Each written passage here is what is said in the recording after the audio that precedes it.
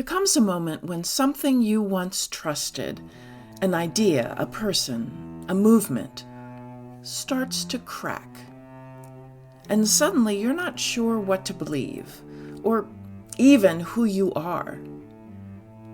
This is for anyone who's felt the quiet unraveling of a belief and is now walking the sacred path of uncertainty. Welcome to Spiritual Geography. I'm Joni Miller.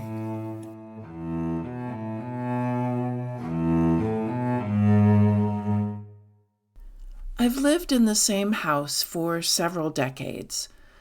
This house holds memories.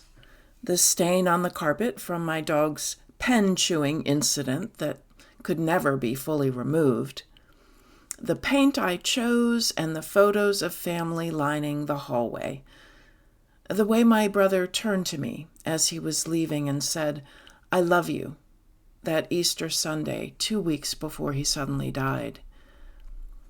This house has been a place of comfort, of familiarity, a container for joy and grief. It's a place built over time with care and intention. In many ways, our beliefs are the same. We build them gradually, layer by layer, with memories and meaning soaked into their walls. The ideas we picked up from our family, our community, or our education. Ideas and perceptions we've held on to for so long that they seem embedded into our very foundation. Like a house, our belief systems can feel stable and enduring, but over time, our beliefs shift. Sometimes it's like a fresh coat of paint or a rearrangement of the familiar. But other times, it's as if there's been a natural disaster and everything needs to be rebuilt. Even if the house looks intact from the outside, on the inside everything may be rattled, glass shattered, frames tilted, the foundation cracked. When that happens, you're just trying to find your footing.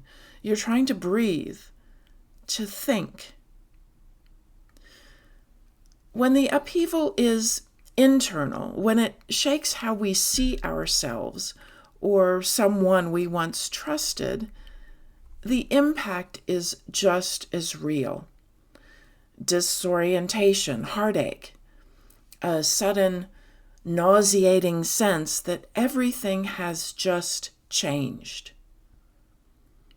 Something is shifting inside you. This inward break in how we see the world happens more often than we discuss. There's a reluctance to admit that we change our beliefs, as if being open to new thoughts is forbidden in a society that's seemingly polarized with competing camps. But that kind of disruption of belief happens. You're moving through your life when suddenly a thought breaks through the pattern. Something penetrates from a headline or a conversation that makes space for a question you didn't want to ask. And now you ask the forbidden question: is what I believed true? The belief that once felt solid, maybe even sacred, starts to feel shaky. A dawning awareness that what you previously believed was not the complete story. This is where magic happens. Awareness is where transformation begins. When the shift is internal, invisible to the eye, it's hard to explain to others or even to yourself. You may still be going to work, still making small talk, But inside, something has broken loose. This is what many spiritual traditions call the dark night of the soul. Not because you've lost your faith, but because the lights you used to navigate by no longer clearly illuminate your path. This is not about abandoning your beliefs. It's about being invited to hold them looser, more honestly, to ask deeper questions, to step into a space where certainty gives way to mystery. Maybe your disorientation isn't spiritual in the traditional sense. Maybe you're wrestling with the realization that someone you trusted wasn't who they claimed to be. Maybe the promises that once felt like hope now feel like smoke. You may feel ashamed for not seeing it sooner, or afraid that speaking aloud your questions will cost you community, family, or your own identity. You may feel like a stranger to yourself, no longer certain of what you stand for, but still unable to let go of what first drew you in. This, too, is a kind of dark night.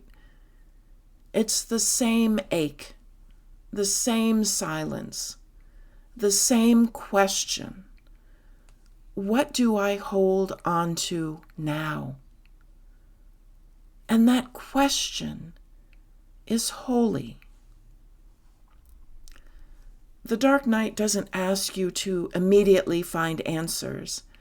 It asks you to be present, to find your own footing, even when you're on uneven ground, to say, I don't know what I believe right now, but I will keep listening and seeking.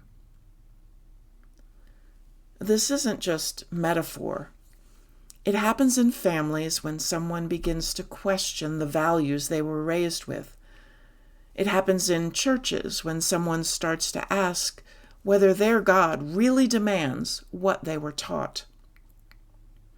It happens in political movements when someone realizes the thing they believed in and fought for may be harming others in ways they didn't foresee. It takes real courage to stay with the questions, especially in a culture that treats certainty as strength and doubt as weakness, a world that rewards hot takes more than honest reflection. If you're in this space of upheaval, know this: you are not broken. You are standing on sacred, if unfamiliar, ground. The shakiness will pass. What you rebuild will be stronger because it will be more authentic to you. Let this be your permission to pause, to listen, to resist the urge to plaster over cracks just to feel steady again. The discomfort you feel isn't failure. It's your soul stretching to hold more truth. As you slowly begin to rebuild your house of beliefs, room by room, wall by wall, know this: love holds you, even here, especially here, in the unknown. We don't understand the mysteries of the universe, but we can grow more love. Love for ourselves, love for others, and love for the infinite mystery that lays beyond our understanding. Thank you for tuning in.